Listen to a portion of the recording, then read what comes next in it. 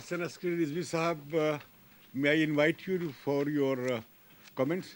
Well, I think there is nothing much to be said here because all presentations were excellent and they have raised so many fundamental questions that we need to explore and try to evolve solutions to the problems, because whether we adopt the historical approach, examining history and how it influences the present, or whether we want to apply the economic approach and try to examine things in terms of economic pressures.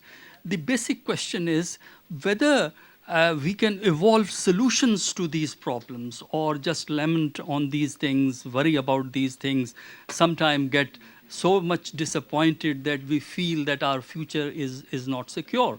The future is secure or insecure depending on whether you can evolve solutions, and solutions are not really fixed ones. Solutions change over time. With the passage of time, you evolve new methods. So I think I'm not so pessimistic about the future, although I find there are a lot of problems. Now, so far as common destiny is concerned, I think all the dimensions have been mentioned here in detail. But I would say that when you are talking of common destiny, there are two levels that you have to examine. One, when you talk of a nation state has to be redefined in terms of human welfare.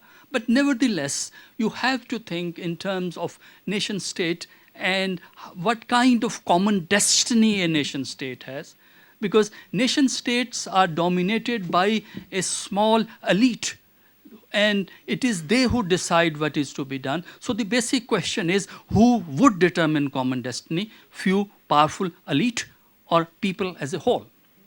The other level of evolving the notion of common destiny is when you talk of a region, when you talk of India and Pakistan, you talk of South Asia, and even here you will have divergent perspectives on common destiny. The important thing is that you evolve a shared view of common destiny by discussing different notions of common destiny that exist.